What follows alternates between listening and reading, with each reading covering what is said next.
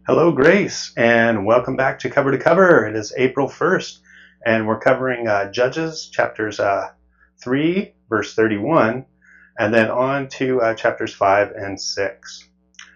As we begin, we hear and see the judge who gets only one verse, Shamgar.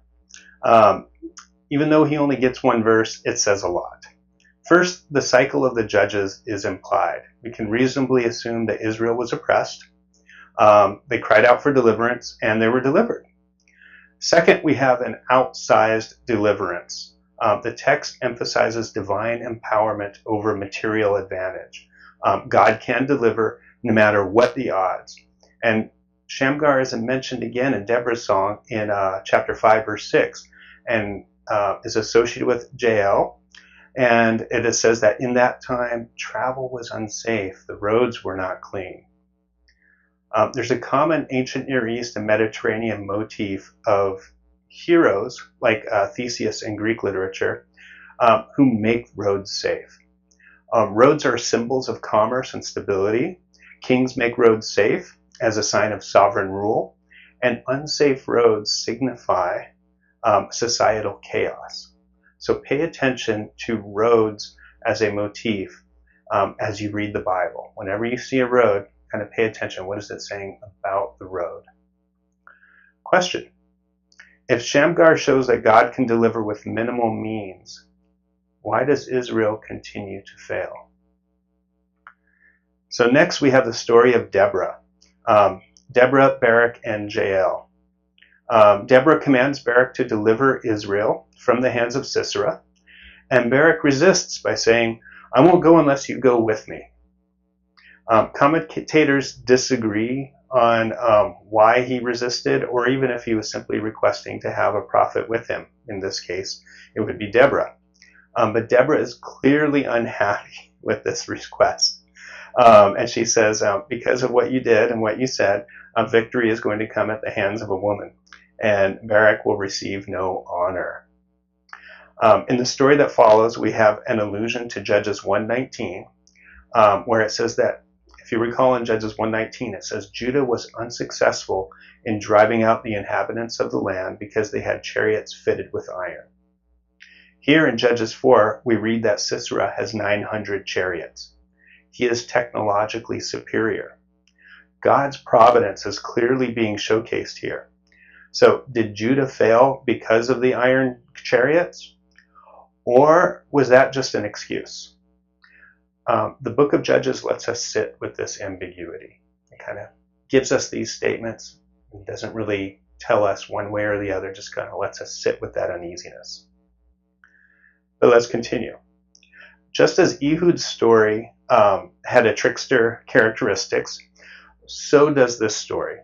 Israel's judge is a woman, and it is a woman, Jael, whose actions are decisive in delivering Israel. Moreover, she does this with subterfuge. In the story, Jael promises hospitality to Sisera. She invites him into her tent. He is a guest in her tent and under her protection, and she betrays him. In Judges 5, we get a retelling of the story in poetic form. And as a rule, when you see poems, they tend to be older literary compositions. Note a few items from this song. The stars fought from heaven. The stars in their orbits fought against Sisera. The Kishon River swept them away. The ancient torrent, the Kishon. The poem portrays victory as a cosmic event. It is brought by God.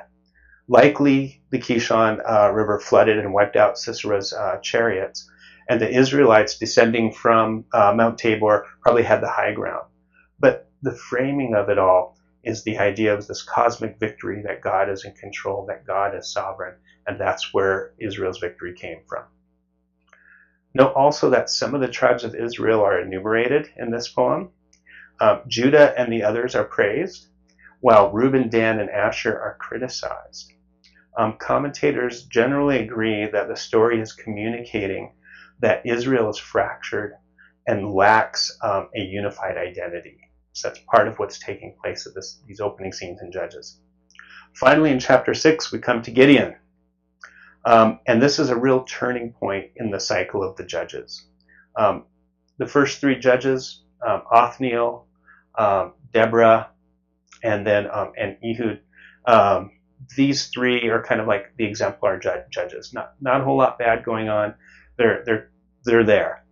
Beginning with Gideon, the worm turns. This is a real turning point in the cycle of the judges. Barak was a hesitant hero who demanded Deborah go with him. Gideon is also a reluctant hero. The reluctant hero is a literary type that we're going to see throughout the Bible in Moses. We saw it in Moses. We're going to see it also in Jeremiah. And to a lesser extent, we see this in Saul. When the angel of the Lord appears to Gideon, Israel is in active rebellion. Rather than just sending a judge to deliver Israel, God sends a prophet first. Israel is reminded of their unfaithfulness. And once again, we have a covenant indictment. Remember that the book of Deuteronomy is formatted as a covenant treaty. Joshua used the same pattern to reaffirm the covenant between Yahweh and Israel.